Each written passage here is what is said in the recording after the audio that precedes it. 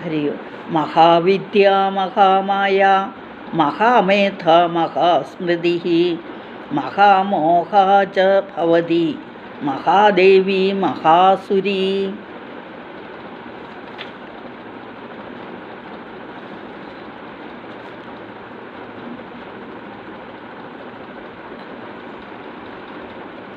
അപ്പോൾ വിസൃഷ്ടോ സൃഷ്ടിരൂപാത്വം സ്ഥിതിരൂപാ ച പാലനെ തഥാ സംഹൃതി രൂപാന്തേ ജഗദൂസ്യ ജഗന്മയെ. അത് പറഞ്ഞു. ഇനി മഹാവിദ്യ മഹാമായ മഹാമേധ മഹാസ്മൃതി മഹാമോഹ ച ഭവതി മഹാദേവി മഹാസുരി. ഇതെല്ലാം ദേവി തന്നെയാണ് എന്ന് പറഞ്ഞു. അടുത്ത ശ്ലോകം. പ്രകൃതിസ്ത്വം ഹി സർവസ്യ ഗുണത്രയ വിഭാവിനി കാളരാത്രിർമഹാരാത്രി മോഹരാത്രിശ്ച ദാരുണ. പ്രകൃതി ത്വം, പ്രകൃതി അങ്ങാകുന്നു. സർവസ്യ ഗുണത്രയ വിഭാവിനി, ഗുണത്രയം 3 ഗുണങ്ങൾ, സത്വഗുണം രജോ ഗുണം തമോ ഗുണം, അതാണ് 3 ഗുണങ്ങൾ. അതിൻ്റെ ആ സത്വം രജസ് തമോ ഗുണങ്ങളും ദേവി തന്നെയാവുന്നു. പിന്നെ കാളരാത്രി മഹാരാത്രി. കാളരാത്രി എന്ന് പറയുന്നത് 2 തരം പ്രളയമുണ്ട്, നൈമിത്തിക പ്രളയവും ബ്രഹ്മപ്രളയവും. അപ്പം അതിൽ കാളരാത്രി എന്ന് പറയുന്ന നൈമിത്തിക പ്രളയമാണ്. അതിനെയാണ് ആ രാത്രി, ആ നൈമിത്തിക പ്രളയ രാത്രി എന്ന് പറയും. മറ്റേത് രണ്ടാമത്തേത് ബ്രഹ്മപ്രളയം. അപ്പം മോഹരാത്രി 3 ഇവിടെ പറഞ്ഞിട്ടുണ്ട്. ആ മോഹം നിത്യവും അവിദ്യാശക്തിയായ നിത്യവും ഇത് ദാരുണ എന്ന് പറഞ്ഞാൽ ഭയങ്കരി എന്നർത്ഥം. അപ്പോൾ പ്രകൃതിയും ദേവി തന്നെ, 3 ഗുണങ്ങളും സത്വഗുണം രജോ ഗുണം തമോ ഗുണങ്ങളും ദേവി തന്നെ. നൈമിത്തിക പ്രളയവും ബ്രഹ്മപ്രളയവും മോഹരാത്രിയും എല്ലാം ദാരുണയായ ആ കാളരാത്രി എന്ന് പറഞ്ഞാൽ തന്നെ ഭയങ്കര രൂപം, ആ ഭയങ്കരിയായ രൂപവും അങ്ങ് തന്നെ എന്ന് പറഞ്ഞിരിക്കുന്നു. പ്രകൃതിസ്ത്വം ഹി സർവസ്യ ഗുണത്രയ വിഭാവിനി കാളരാത്രി മഹാരാത്രി. വിഭാവിനി എന്ന് പറഞ്ഞാൽ വിശേഷണ ഭാവന ചെയ്ത്, അതായത് ഈ 3 ഗുണങ്ങളും മഹാരാത്രി എന്ന് പറയുന്നത് പ്രളയം, കാളരാത്രി എന്ന് പറയുന്നത് നൈമിത്തിക പ്രളയം. അതും പിന്നെ മോഹരാത്രി അവിദ്യാശക്തിയാണ് നിത്യവും ഉള്ളത്. അപ്പോൾ അത് ആയ ദാരുണ ഭയങ്കരിയും അങ്ങ് തന്നെ. പ്രകൃതിസ്ത്വം ഹി സർവസ്യ ഗുണത്രയ വിഭാവിനി കാളരാത്രി മഹാരാത്രി മോഹരാത്രിശ്ച ദാരുണ. അടുത്ത ശ്ലോകം. ത്വം ശ്രീ ത്വം ഈശ്വരി ത്വം ഹ്രീഹി ത്വം ബുദ്ധി ബോധലക്ഷണ ലജ്ജാ പുഷ്ടി തഥാ തുഷ്ടി ത്വം ശാന്തി ശാന്തിരേവ ച. ത്വം ശ്രീഹി, ശ്രീ എന്ന് പറഞ്ഞാൽ ലക്ഷ്മി. ത്വം ഈശ്വരി, ഈശിക്കുന്നവൾ. ത്വം ഹ്രീഹി, ഹ്രീ എന്ന് പറഞ്ഞാൽ ലജ്ജ, അതായത് നമ്മൾ വേണ്ടാത്തത് ചെയ്യുമ്പോൾ ഉണ്ടാകുന്ന സങ്കോചത്തെയാണ് ലജ്ജ എന്ന് പറയും. അത് ധാർമ്മികമല്ലാത്ത എന്തെങ്കിലും ചെയ്യുമ്പോൾ അത് ലജ്ജയായിട്ട് ഇതാകാം. സ്ത്രീകൾക്ക് ലജ്ജ ഭൂഷണമാണ്, ആ ലജ്ജ വേണം എന്നാണ് പറയുന്നത്. അപ്പം ആ ലജ്ജയും അങ്ങ് തന്നെയാണ്. ശ്രീ മഹാലക്ഷ്മിയും അങ്ങ് തന്നെയാണ്. ഈശ്വരി, എല്ലാത്തിനെയും ഈശിക്കുന്നതും അങ്ങ് തന്നെയാണ്. ബുദ്ധിയും അങ്ങ് തന്നെയാണ്. ബോധലക്ഷണയും അങ്ങ് തന്നെയാണ്. ലജ്ജയും അങ്ങാണ്. പുഷ്ടിയും അങ്ങ്, പോഷിപ്പിക്കുന്നതും അങ്ങ് തന്നെയാണ്. തുഷ്ടി, സന്തോഷവും അങ്ങ് തന്നെ. ശാന്തിയും അങ്ങ് തന്നെ. ശാന്തിരേവച, ശാന്തി എന്ന് പറഞ്ഞാൽ ക്ഷമ. അപ്പം ക്ഷമയും ശാന്തിയും തുഷ്ടിയും പുഷ്ടിയും ലജ്ജയും ബുദ്ധിയും ഐശ്വര്യവും എല്ലാം ദേവി തന്നെ എന്ന് ഈ ശ്ലോകത്തിൽ. ത്വം ശ്രീ ത്വം ഈശ്വരി ത്വം ഹ്രീഹി ത്വം ബുദ്ധിർബോധ ലക്ഷണ ലജ്ജാ പുഷ്ടി തഥാ തുഷ്ടി ത്വം ശാന്തി ക്ഷാന്തിരേവ ച. അടുത്തത് ഖഡ്ഗിനി ശൂലിനി ഘോര ഗതിനി ചക്രിണി തഥാ ശംഖിനി ചാപിനി ബാണഭുഷുണ്ഡി പരിക്കായുത. ഇവിടെ ആയുധങ്ങൾ ദേവിയുടെ ആയുധങ്ങൾ പിടിച്ചിരിക്കുന്ന ദേവിയെ. ഖഡ്ഗിനി ഖഡ്ഗം ധരിച്ചിരിക്കുന്നവൾ, ഖഡ്ഗം വാള് ധരിച്ചിരിക്കുന്നവൾ. ശൂലിനി ശൂലം ധരിച്ചിരിക്കുന്നവൾ. ഘോര എന്ന് പറഞ്ഞാൽ ഭയങ്കരി, മഹാകാളിയാണ് ഘോര എന്ന് പറയുന്നത്, മഹാകാളി. ഗതിനി ഗത ധരിച്ചിരിക്കുന്നവളും. ചക്രിണി ചക്രം ധരിച്ചിരിക്കുന്നവളും. തഥ എന്ന് പറഞ്ഞാൽ അപ്രകാരം. ശംഖ് ധരിച്ചിരിക്കുന്നു ശംഖിനി. ചാപിനി ചാപം ധരിച്ചിരിക്കുന്നു, ചാപം വില്ലാണ്. ബാണ അമ്പാണ്. ഭുഷുണ്ഡി ബാണഭുഷുണ്ഡി, ഭുഷുണ്ഡി എന്ന് പറഞ്ഞാൽ ഒരു തരം വടിയാണ്. പരിഖം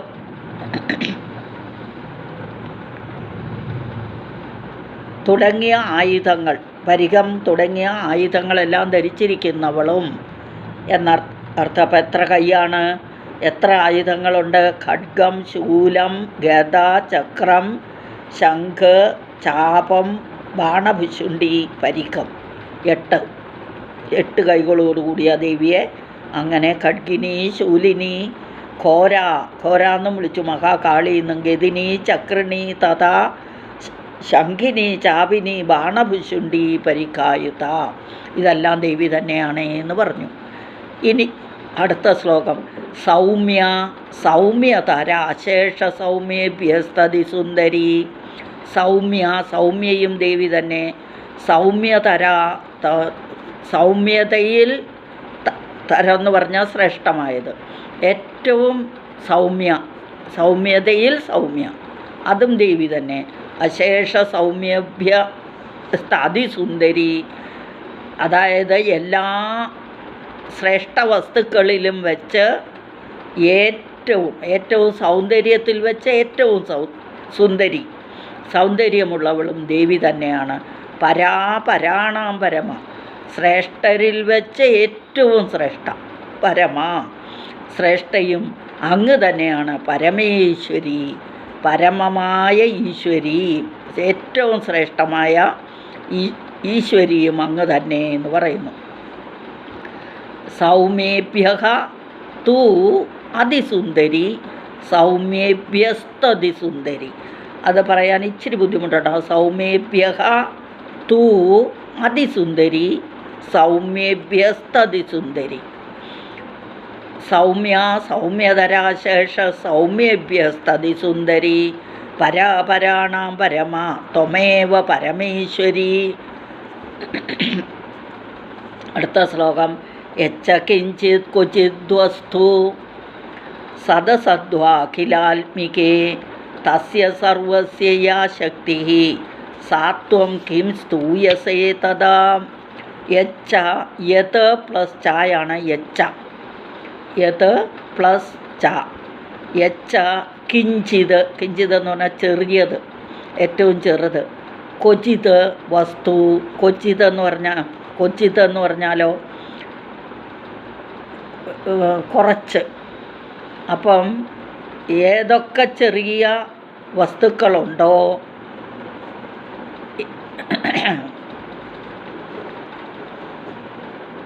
ഏതൊക്കെ ചെറിയ വസ്തുക്കളുണ്ടോ, സത് അസത് അഖിലാത്മികേ, അതായത് സത്തോ അസത്തോ ആയ എന്തൊക്കെ ഉത്കൃഷ്ടമായതും നികൃഷ്ടമായതുമുണ്ടോ, സ്ഥൂലവും സൂക്ഷ്മവുമായതുണ്ടോ, അതെല്ലാത്തിൻ്റെയും ശക്തിയായിരിക്കുന്നത് ദേവി തന്നെ എന്നാണ് ഇവിടെ പറയുന്നത്.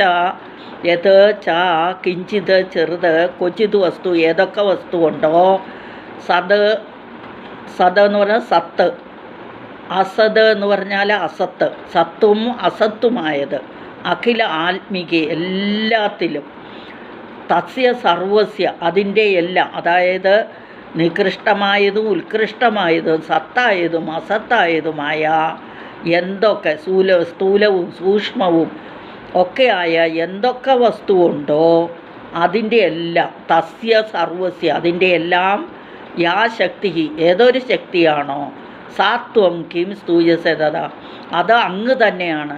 അവിടുത്തെ എങ്ങനെ സ്തുതിക്കാനാണ്? കിം സ്തൂയസേ എങ്ങനെ സ്തുതിക്കാനാണ് എന്നാണ് ചോദിക്കുന്നത്. അപ്പോൾ ഈ ലോകത്തിലുള്ള സത്തും അസത്തും ഉത്കൃഷ്ടവും നികൃഷ്ടവും സ്ഥൂലവും സൂക്ഷ്മവുമായ എല്ലാ വസ്തുക്കളിലും അടങ്ങിയിരിക്കുന്ന, അല്ലെങ്കിൽ എല്ലാ വസ്തുക്കളിലും ആത്മാവായി സ്ഥിതി ചെയ്തിരിക്കുന്ന ആ ശക്തി, ഏതൊരു ശക്തിയാണോ ആ ശക്തി അങ്ങ് തന്നെയാണ്. അപ്പോൾ അങ്ങയെ എങ്ങനെ സ്തുതിക്കാനാ? സ്തൂയസേ തഥാ അങ്ങനെ അപ്പോൾ എങ്ങനെ സ്തുതിക്കും എന്ന്. തഥാ എന്ന് പറഞ്ഞാൽ അപ്പോൾ. അപ്പം ഇങ്ങനെയൊക്കെയുള്ള ആ ദേവിയെ എങ്ങനെ സ്തുതിക്കാനാണ് എന്ന് ചോദിച്ചു. തയാ ത്വയാ ജഗത് സൃഷ്ട. അടുത്ത ശ്ലോകം. യയാ ത്വയാ ജഗത് സൃഷ്ട ജഗത്പാദ അത്തിയോ ജഗത് സോപി നിദ്രാവശം നീതഃ കസ്ത്വാം സ്തോതുമിഹേശ്വരഃ. യയാ ത്വയാ ഏതൊരുവനാണോ ത്വയ അങ്ങയാൽ ജഗത് സൃഷ്ട ജഗത്ത് സൃഷ്ടിക്കുകയും ജഗത്പാത എന്ന് പറഞ്ഞാൽ രക്ഷിക്കുക, പാത രക്ഷിക്കുക, അത്തി എന്ന് പറഞ്ഞാൽ സംഹരിക്കുക. അപ്പോൾ ഏത് ഒരുവനാണോ അങ്ങയാൽ ദേവി കൂടി ശക്തിയും കൂടി ഉണ്ടെങ്കിലല്ലേ പറ്റുള്ളൂ. അപ്പോൾ സൃഷ്ടി സ്ഥിതി സംഹാരം അതാണ് ഇവിടെ ജഗത് സൃഷ്ട ജഗത് പാത അത്തി. ജഗത് സൃഷ്ട എന്ന് പറഞ്ഞാൽ ജഗത്തിനെ സൃഷ്ടിക്കുകയും ജഗത് പാത ജഗത്തിനെ രക്ഷിക്കുകയും ജഗത് അത്തി എന്ന് പറഞ്ഞാൽ സംഹരിക്കുകയും ഈ ജഗത്തിനെ മുഴുവൻ സൃഷ്ടിക്കുകയും പാലിക്കുകയും സംഹരിക്കുന്നതും ചെയ്യുന്നത് ഏതൊരുവനാണോ സഹ അപി അവൻ ആകട്ടെ നിദ്രാവശം നീതഃ അവനാകട്ടെ നിദ്രയിൽ ആഴ്ന്നു പോയിരിക്കുന്നു. നിദ്രാധീനനാക്കിയിരിക്കുന്നു, നിദ്രയ്ക്ക് അധീനനാക്കിയിരിക്കുന്നു. കസ്ത്വം ആക്കിയിരിക്കുന്നേ ആ ഭഗവാൻ, അതായത് സൃഷ്ടിസ്ഥിതി സംഹാരങ്ങൾ നടത്തുന്ന ഭഗവാനെ പോലും അങ്ങ് നിദ്രാധീനനാക്കിയിരിക്കുന്നു. അവിടുത്തെ സ്തുതിക്കാൻ ആർക്കാണ് ശക്തിയുള്ളത്? കാസ്ത്വാം കഹ ത്വാം സ്തോതുമിഹേശ്വര. അങ്ങനെയുള്ള അങ്ങയെ സ്തുതിക്കാൻ ആർക്കാണ് ശക്തിയുള്ളത് എന്ന്. യയാ ത്വയാ ജഗത് സൃഷ്ട ജഗത്പാദ അത്തിയോ ജഗത് സോപി നിദ്രാവശം നീത. സഹ അഭിയാണ് സോപിയായത്. നിദ്രാവശം നീതഹ എന്ന് പറഞ്ഞാൽ നയിക്കുക അല്ലെങ്കിൽ അധീനനാക്കുക. കഹ ത്വാം കസ്ത്വാം സ്തോതും ഇഹേശ്വര. സ്തുതിക്കുക. അങ്ങനെയുള്ള അങ്ങയെ ആർക്കാണ് സ്തുതിക്കാൻ സാധിക്കുക? ആരാണ് സ്തുതിക്കുക, അല്ലെങ്കിൽ ആർക്കാണ് സ്തുതിക്കുക? അവിടുത്തെ സ്തുതിക്കാൻ ആർക്കാണ് ശക്തിയുള്ളത് എന്ന്. അടുത്ത ശ്ലോകം. വിഷ്ണു ശരീരഗ്രഹണം അഹമീശാനയേവച കാരിതാസ്തേ യതോ തസ്ത്വാം കസ്തോതും ശക്തിമാൻ ഭവേത്. ഇവിടെ അതുതന്നെ ത്രിമൂർത്തികൾ. വിഷ്ണു ശരീരഗ്രഹണം അഹം ഈശാനയേവച. അതായത് ബ്രഹ്മാവ് തന്നെയാണ് പറയുന്നത്. അഹം ഞാൻ, വിഷ്ണു ശരീരഗ്രഹണം, അതായത് ശരീരത്തെ ഗ്രഹിച്ചു അല്ലേ. മഹാവിഷ്ണു ഈ ജഗത്തിനെ സൃഷ്ടിച്ചു. അതായത്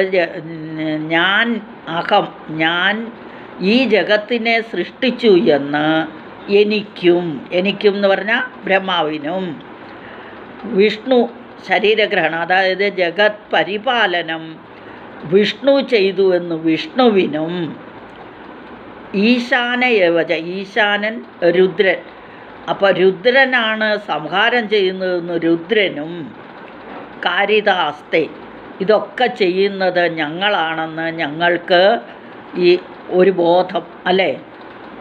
എന്താ അതിന് പറയുന്ന അഭിമാനം അല്ലേ. ബ്രഹ്മാവ് വിചാരിക്കുക ഞാനാണ് സൃഷ്ടി നടത്തുന്നത്, വിഷ്ണു വിചാരിക്കുന്നത് മഹാവിഷ്ണുവാണ് പരിപാലനം, ആ ജഗത്തിനെ മുഴുവൻ പരിപാലിക്കുന്നതെന്ന്. അപ്പോൾ രുദ്രൻ എന്ത് വിചാരിക്കുന്നു? ഞാനാണ് സംഹരിക്കുന്നത് എന്നിവിടെ ഇല്ലെങ്കിൽ ഇവിടെ നിന്ന് നമ്മളത് മനസ്സിലാക്കണം. അപ്പം ഞാൻ ജഗത്തിനെ സൃഷ്ടിച്ചുവെന്ന് എനിക്കും ബ്രഹ്മാവാണ് പറയുന്നതെന്ന് പ്രത്യേകം ഓർക്കുക. ജഗത്തിനെ പരിപാലനം ചെയ്യുന്നത് ഞാനാണ് എന്ന് വിഷ്ണുവിനും ജഗത്തിനെ സംഹരിക്കുന്നത് ഞാനാണെന്ന് രുദ്രനും അഭിമാനമുണ്ടാക്കി അഹംബുദ്ധിയെ തോന്നിപ്പിക്കുന്ന, അല്ലയോ ദേവി, ഇവർക്കൊക്കെ ഈ ബുദ്ധിയെ തോന്നിപ്പിക്കുന്ന ആരാണ്? ദേവി തന്നെയാണ്. അങ്ങയെ സ്തുതിക്കാൻ ശക്തരായിട്ട് ആരാണുള്ളത്? കാ സ്തോതും സ്തോതും എന്ന് പറഞ്ഞാൽ സ്തുതിക്കാൻ. കഹ ആര്? ശക്തിമാൻ. ആർക്കാണ് ശക്തി ഉള്ളത്? ഭവേത്, ആർക്കാണ് ശക്തി ഭവിക്കുക എന്നാണ് ചോദിച്ചത്. അപ്പം ശക്തിമാന്മാരായിട്ട് ആരാണുള്ളത് എന്ന്. വിഷ്ണു ശരീരഗ്രഹണം അഹമീശാനയെ വച. അഹം എന്ന് പറഞ്ഞത് ബ്രഹ്മാവിനെയാണ്. ബ്രഹ്മാവ് വിചാരിക്കുന്നു ബ്രഹ്മാവാണ് സൃഷ്ടി നടത്തുന്നതെന്ന്. മഹാവിഷ്ണു വിചാരിക്കുന്നു ഞാനാണ് ജഗത്തിനെ പാലനം ചെയ്യുന്നതെന്ന്. രുദ്രനാകട്ടെ ഞാനാണ് സംഹരിക്കുന്നതെന്നും ഉള്ള അഹംബുദ്ധി തോന്നിപ്പിക്കുന്നതും ദേവി തന്നെയാണ്. അങ്ങനെയുള്ള അങ്ങയെ സ്തുതിക്കാൻ ആർക്കാണ് ശക്തിയുള്ളത്? വിഷ്ണു ശരീരഗ്രഹണം അഹമീശാനയേവച കാരിതാസ്തേയതോ തസ്ത്വാം കസ്തോതും ശക്തിമാൻ ഭവേത്. സാത്വമിത്തം പ്രഭാവൈ സ്വൈഹി ഉദാരേർദേവി സംസ്തുത മോഹയൈതൗ ദുരാദർശൗ അസുരൗ മധുകൈടഭൗ. അതായത് സാ ത്വം യുദ്ധം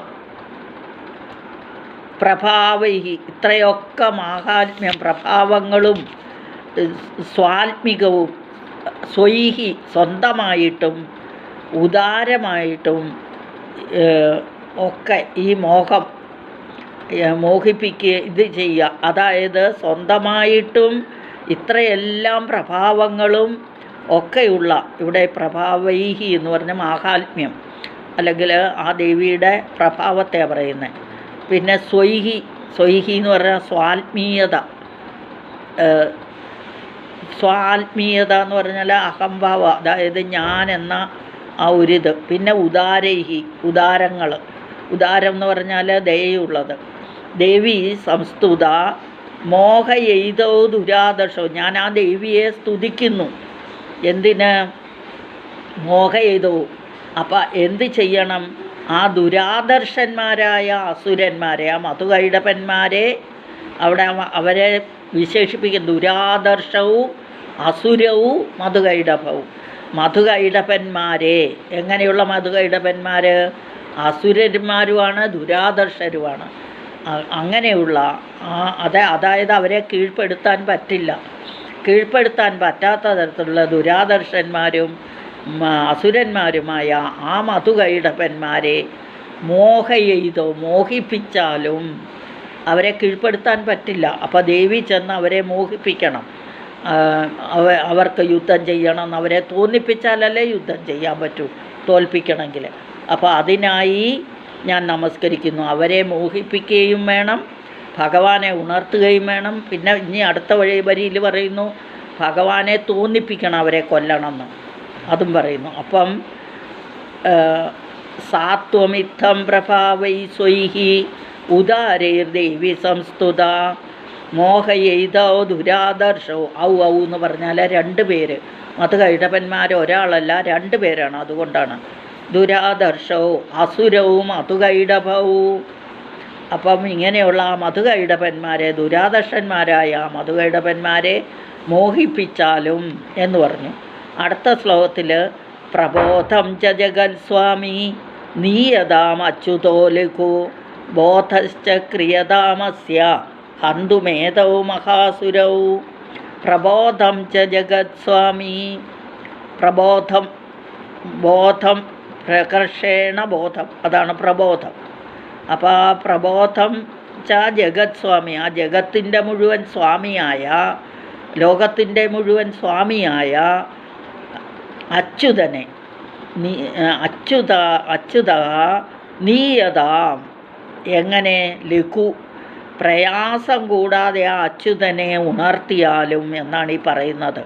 അപ്പോൾ പ്രബോധം എന്ന് പറഞ്ഞാൽ ഉണർത്തുക. അപ്പോൾ ജഗത്തിൻ്റെ മുഴുവൻ സ്വാമിയായ അച്യുതനെ ലഘുവായിട്ട് ഉണർത്തിയാലും എന്ന് പറഞ്ഞ ബോധത്തിലേക്ക് നയിച്ചാലും എന്നാണ് നീയതാം. നീയത എന്ന് പറഞ്ഞാൽ നയിക്കുക, പ്രബോധം ബോധം.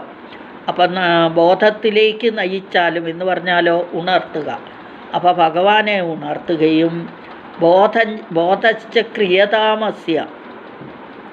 അപ്പോൾ ഉണർത്തിയാൽ മാത്രം പോരാ. ഹന്തുമേധവും മഹാസുര, അസുരന്മാരെ കൊല്ലാൻ തോന്നിപ്പിക്കുകയും വേണം. ആ ബോധം കൊടുക്കണം. അസുരന്മാരെ കൊല്ലണം എന്നുള്ള ബോധത്തെയും കൊടുക്കുക എന്നാണ് ബ്രഹ്മാവ് പ്രാർത്ഥിച്ചത്. അപ്പം പ്രബോധം ച ജഗത് സ്വാമി നീയതാം അച്യുതോ ലഘു.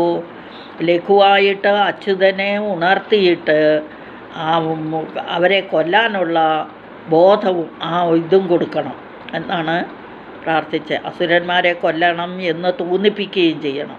ബോധശ്ചക്രിയതാമസ്യ ഹന്തുമേധവും മഹാസുരോ. ഹന്തു എന്ന് പറഞ്ഞാൽ കൊല്ലുക. ക്രിയതാമസ്യ എന്ന് പറഞ്ഞാൽ അവൻ ആ ബോധത്തെ ചെയ്താലും എന്നർത്ഥം. പ്രബോധം ച ജഗത് സ്വാമി നീയതാം അച്യുതോ ലഘു ബോധശ്ച ക്രിയതാമസ്യ ഹന്തുമേധവും മഹാസുരവും. ഇനി നമ്മൾക്ക് ടോട്ടൽ ആ ശ്ലോകത്തിൻ്റെ മുഴുവൻ അർത്ഥം എന്താണെന്നൊന്ന് നോക്കിയിട്ട് ഒന്ന് വായിച്ച് പോകാം അല്ലേ.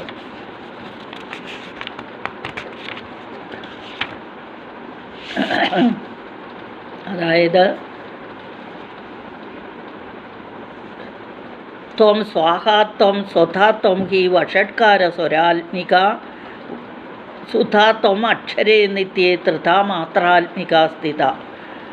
അർത്ഥമാത്രാ സ്ഥിത നിത്യ യാനുച്ചാര്യ വിശേഷത ത്വമേവ സന്ധ്യാ സാവിത്രി ത്വം വേദജനനീ വരാ. വേദങ്ങളുടെ മാതാവ് ശ്രുതി മാതാവും അങ്ങ് തന്നെയാണെന്ന് അർത്ഥം. ദേവതാപൂജാ സന്ദർഭത്തിൽ പൂജകന്മാർക്ക് ഫലത്തെ അനുഗ്രഹിക്കുന്ന സ്വാഹാമന്ത്രം ദേവിയാകുന്നു.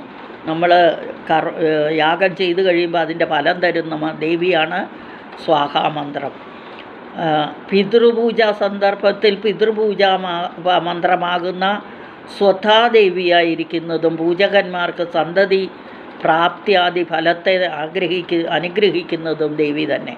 നമ്മൾക്ക് കുട്ടികളുണ്ടാകാത്ത ദമ്പതിമാർ ഈ സ്വധാദേവിയെ, അതായത് പിതൃകർമ്മങ്ങൾ, കുടുംബത്തിൽ പിതൃക്കൾക്ക് പൂർവികന്മാർക്കൊക്കെ പിതൃകർമ്മങ്ങൾ, ശ്രാദ്ധം, ബലി ഇതൊന്നും ചെയ്യാത്ത ആൾക്കാർക്ക് കുട്ടികളുണ്ടാവില്ല. അപ്പോൾ കുട്ടികളുണ്ടാകാത്ത അവർ പൂർവികർക്ക് ബലികർമ്മങ്ങൾ ചെയ്യുമ്പോൾ സ്വധാദേവിയെയാണ് നമ്മൾ പൂജിക്കുന്നത്. അപ്പോൾ അതിൻ്റെ ആ ഫലം നൽകുന്നതും ഈ സ്വധാദേവിയാണ്.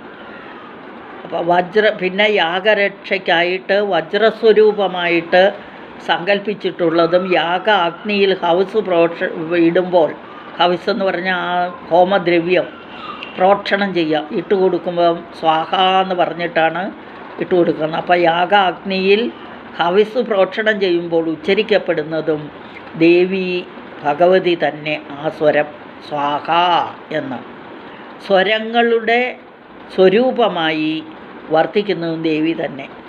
സുധ അമൃതായി തീർന്ന് ദേവന്മാർക്ക് മരണാദികൾ ഇല്ലാതാക്കുന്നതും അങ്ങ് തന്നെ.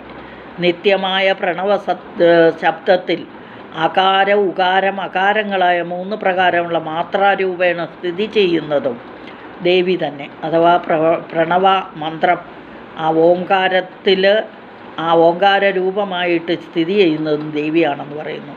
അചിന്തിയായും സ്വരാക്ഷരങ്ങളില്ലാതെ ഉച്ചരിക്കാൻ സാധ്യമല്ലാതെയും ഇരിക്കുന്ന ദേവി മനുഷ്യരാശികൾ ഈശ്വര ചിന്താപരമായി കഴിയേണ്ട പൂർവസന്ധ്യ, അപരസന്ധ്യ എന്നിങ്ങനെ സന്ധ്യാസമയത്തെ സ്വരൂപമായി, അതാണ് ത്വം സന്ധ്യ എന്ന് പറയാൻ ഞാൻ പറഞ്ഞത്. സന്ധ്യ എന്ന് എഴുതാൻ പൂർവസന്ധ്യ എന്ന് പറഞ്ഞാൽ രാവിലത്തെ പ്രഭാത സന്ധ്യ, അപരസന്ധ്യ എന്ന് പറഞ്ഞാൽ ഉച്ചയ്ക്കത്തെ മധ്യാഹ്ന സന്ധ്യ, പിന്നെ നമ്മുടെ സായം സന്ധ്യ. ഈ 3 സന്ധ്യകളുണ്ട്.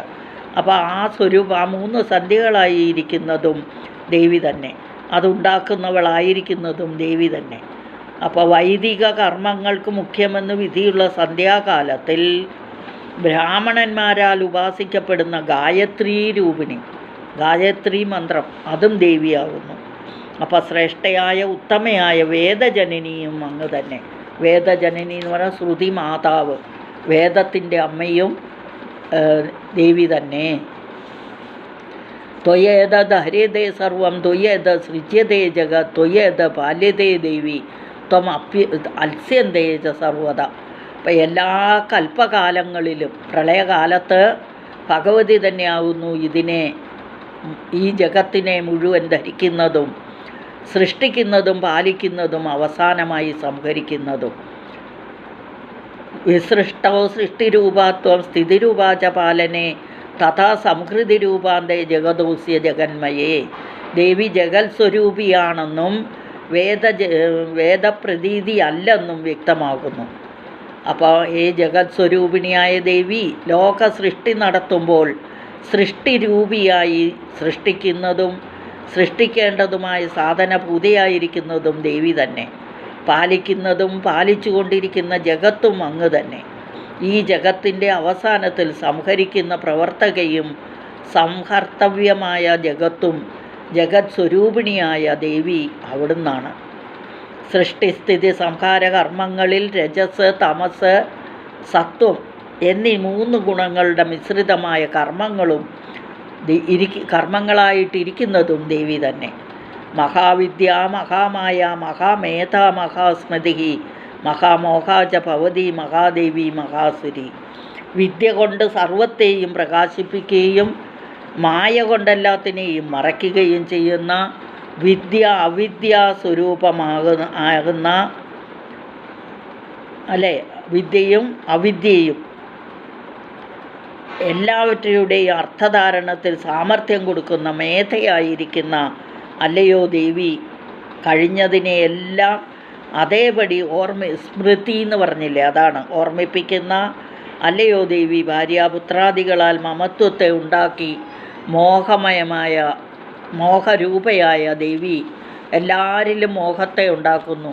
അച്ഛനമ്മയോടും അമ്മയ്ക്ക് മക്കളോടും അച്ഛനമ്മമാർക്ക് മക്കളോടും മക്കൾക്ക് അച്ഛനമ്മമാരോടും ഒക്കെ മോഹത്തെ ഉണ്ടാക്കിക്കൊടുത്ത് ഐശ്വര്യം വീര്യം യശസ് ശ്രീ ജ്ഞാനം വൈരാഗ്യം എന്നിങ്ങനെയുള്ള 6 തികഞ്ഞിരിക്കുന്ന അല്ലയോ ഭഗവതി. ഭഗങ്ങൾ ആണ് 6 ആ ഭഗങ്ങളെല്ലാം തികഞ്ഞിരിക്കുന്നവൾ ഭഗവതി. മഹനീയായ ഹേ ദേവി, ത്രിമൂർത്തികളെ പോലും നിയന്ത്രിക്കുന്ന അല്ലയോ മഹേശ്വരി, അങ്ങേ ഞാൻ സ്തുതിക്കുന്നു എന്ന് ബ്രഹ്മാവ് പറഞ്ഞു. ഇനി പ്രകൃതിസ്ത്വം ച സർവസ്യ ഗുണത്രയ വിഭാവിനി കാളരാത്രി മഹാരാത്രി മോഹരാത്രിശ്ച ദാരുണ. ഇക്കാണുന്ന സർവത്തിനും പ്രകൃതിയായി ഉപാദാന കാരണമായിരിക്കുന്നു. ഉപാദാന കാരണം എന്ന് പറഞ്ഞാൽ ഈ സൃഷ്ടിക്ക് വേണ്ട റോ മെറ്റീരിയൽസ്, അതാണ് ഉപാദാന കാരണം. അതായിരിക്കുന്ന ദേവി സത്വരജസ്തമോ ഗുണങ്ങളെ പ്രകാശിപ്പിക്കുന്ന ഭഗവതി, കൽപ്പപ്രളയവും അന്വന്തര പ്രളയവുമാകുന്ന ഭയങ്കരമായ അന്ധകാരത്തെ ജനിപ്പിക്കുന്ന ഭഗവതി, സംസാരത്തിൽ വ്യാമോഹിപ്പിച്ച് മോക്ഷം വരുന്നതുവരെ സംസാരികളെ വട്ടം കറക്കുന്നതും ഭയങ്കരിയുമായ ഹേ ഭഗവതി. അതായത് ദേവി നമ്മളുടെ പ്രാരബ്ധങ്ങൾ തീരുന്നതുവരെ നമ്മൾക്ക് ജനനങ്ങൾ തന്നുകൊണ്ടിരുന്ന് നമ്മളെ അതിൽ നിന്ന് വ്യാമോഹിപ്പിച്ച് എപ്പോഴാണോ പ്രാരബ്ധം തീരുന്ന അതുവരെ ഇട്ട് കറക്കും, എന്നിട്ട് ലാസ്റ്റ് മോക്ഷം കൊടുക്കും. അതാണ് ഈ പറഞ്ഞത്, ഈ ഭയങ്കരമായ അന്ധകാരത്തെ ജനിപ്പിക്കുന്ന ഭഗവതി. പ്രളയവും ഒക്കെ ആ അന്ധകാരം. അപ്പോൾ സംസാരത്തിൽ വ്യാമോഹിപ്പിച്ച് മോക്ഷം വരുന്നതുവരെ സംസാരികളെ വട്ടം കറക്കുന്നതും ഭയങ്കരിയുമായ ഭഗവതി, ഞാൻ അവിടുത്തെ സ്തുതിക്കുന്നു. അപ്പോൾ ഭയങ്കരി എന്ന് വിളിച്ചുകൊണ്ട് മഹാകാളി. ത്വം ശ്രീ ത്വം ഈശ്വരി ത്വം ഹ്രീ ത്വം ബുദ്ധിർബോധലക്ഷണ ലജ്ജാ പുഷ്ടിസ്തഥാ തുഷ്ടിത്വം ശാന്തി ക്ഷാന്തിരേവച. ഹേ ദേവി, സ്ത്രീത്വമുള്ളവരിൽ ശ്രീരൂപേണയും ഈശ്വരത്വമുള്ളവരിൽ ഐശ്വര്യരൂപേണയും അകർത്തവ്യങ്ങൾ ചെയ്യുന്നതിന് ഒരുങ്ങുമ്പോൾ ലോകരെ ശങ്കിച്ചിട്ട് ചെയ്യരുതെന്നുള്ള ലജ്ജയുടെ സ്വരൂപമായും ജ്ഞാനസ്വരൂപമായ ബുദ്ധിയായും ലജ്ജാസ്വരൂപമായും സമർത്ഥരൂപമായും സന്തോഷസ്വരൂപമായും ഇന്ദ്രിയ വ്യാപാരങ്ങളെ നിയന്ത്രിക്കുന്നവളായും ക്ഷമാസ്വരൂപമായും വർത്തിക്കുന്നത് അവിടുന്ന് തന്നെ. ശാന്തിയും ക്ഷമയുമൊക്കെ ചെയ്യുന്നത് ദേവി തന്നെയാണെന്നർത്ഥം. ഖഡ്ഗിനി ശൂലിനി ഘോരാഗതിനി ചക്രിണി തഥ ശങ്കിനി ചാപിനി ബാണപുശുണ്ടി പരിഖായുധ.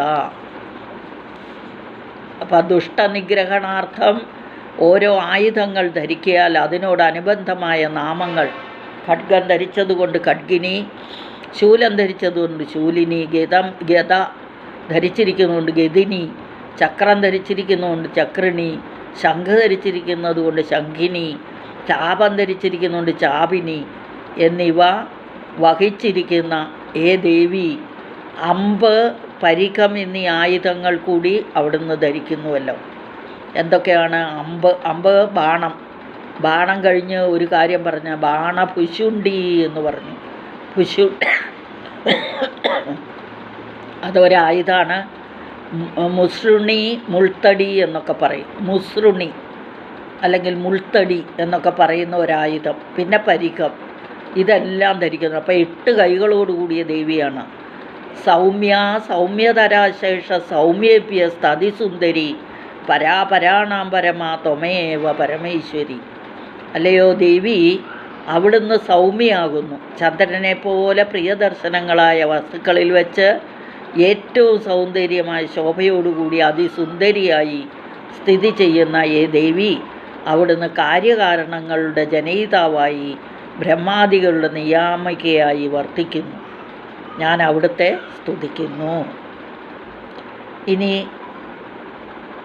യദ്യത് കിഞ്ചിത് ക്വചിത് വസ്തു സദസദ്വ അഖിലാത്മികേ തസ്യ സർവസ്യ യാ ശക്തി സാത്വം കിം സ്തൂയസേമ തഥ എന്നും മയ എന്നും പാഠഭേദമുണ്ട് പുസ്തകത്തിൽ. അപ്പം സത്തായോ അസത്തായോ, ഉത്കൃഷ്ടമായോ നികൃഷ്ടമായോ, സ്ഥൂലമായോ സൂക്ഷ്മമായോ, ഏത് രൂപത്തിലായാലും ഈ ജഗത്തിൽ കാണുന്ന സർവത്തിൻ്റെയും ശക്തിയായി വർത്തിക്കുന്ന അല്ലയോ ദേവി, അവിടുത്തെ ഞാൻ എങ്ങനെ സ്തുതിക്കും? ഇനി യയാ ത്വയാ ജഗത് സൃഷ്ട ജഗത് പാദ അത്യോ ജഗത് സോപി നിദ്രാവശം നീതാ കസ്തോ സ്തോതുമിഹേശ്വര. ജഗത്തിനെ സൃഷ്ടിക്കുക, രക്ഷിക്കുക, സംഹരിക്കുക എന്നീ കർമ്മങ്ങൾ നടത്തുന്ന ഭഗവാനെ പോലും അല്ലയോ ദേവി അവിടുന്ന് നിദ്രാധീനനാക്കിയിരിക്കുന്നു. അവിടുത്തെ സ്തുതിക്കുവാൻ ആർക്കാണ് ശക്തിയുള്ളത്? വിഷ്ണു ശരീരഗ്രഹണം അഹമീശാനയേവച കാരിതാസ്തേ യഥോതസ്ത്വം കസ്തോതും ശക്തിമാൻ ഭവേത്. ഞാൻ ഈ ജഗത്തിനെ സൃഷ്ടിച്ചുവെന്ന് എനിക്കെന്ന് പറയുന്ന ബ്രഹ്മാവിനും, ജഗത് പരിപാലനം ചെയ്യാനുള്ളത് ഞാനാണെന്ന്, ജഗത്തിനെ പരിപാലനം ചെയ്യുന്നത് ഞാനാണെന്ന് വിഷ്ണുവിനും, ജഗത്തിനെ സംഹരിക്കുന്നത് ഞാനാണെന്ന് ശിവനും അഭിമാനത്തെ ഉണ്ടാക്കി അഹംബുദ്ധിയെ തോന്നിപ്പിക്കുന്ന അല്ലയോ ദേവി, അവിടുത്തെ സ്തുതിക്കാൻ ശക്തി ആർക്കാണുള്ളത്? സാത്വമിത്തം പ്രഭാവൈ സ്വൈഹി ഉദാരൈർ ദേവി സംയുത മോഹയൈതാ ദുരാദർശ വസുരോ മധുകൈടപോ. ദേവി, അവിടുന്ന് ഉത്കൃഷ്ടങ്ങളായ മുൻവിവരിച്ച പ്രഭാവങ്ങളോടുകൂടിയിരിക്കുകയാണല്ലോ. അവിടുന്ന് അനുഗ്രഹിക്കണം. ശത്രുക്കൾക്ക് തോൽപ്പിക്കുവാൻ സാധ്യമല്ലാതിരിക്കുന്ന ഈ മധുകൈടപന്മാരായ അസുരന്മാരെ മോഹിപ്പിക്കണം. ഇതിനായി ഞാൻ നമസ്കരിക്കുന്നു. പ്രബോധം ച ജഗത്സ്വാമി നീയതാം അച്യുതോ ലഘു ഭാവശ്ച ക്രിയതാമസ്യ ഹന്തുമേതോ മഹാസുരോ. ബ്രഹ്മാവ് വീണ്ടും ഇങ്ങനെ അഭ്യർത്ഥിക്കുന്നു. ലോകനിയാമകനായ അച്യുതൻ പ്രയാസം കൂടാതെ പ്രബോധത്തെ പ്രാപിക്കണം. പ്രകർഷേണ ബോധം പ്രബോധം പ്രാപിക്കണം എന്ന് പറഞ്ഞാൽ ഉണരണം. ഈ മഹാസുരന്മാരെ കൊല്ലുവാനായി തോന്നലുണ്ടാവുകയും വേണം. അതിനായിട്ട് സ്തുതിക്കുന്നുവെന്ന് പറഞ്ഞു. ഇതാണ് ബ്രഹ്മസ്തുതി. അടുത്ത ക്ലാസ്സിൽ അടുത്ത ഭാഗവും കൂടെ കൊണ്ട് നമ്മുടെ പ്രഥമാധ്യായം ഏറ്റവും വലിയ അധ്യായമാണ് പ്രഥമാധ്യായം തീരും. അതുവരേക്കും അമ്മേ നാരായണ.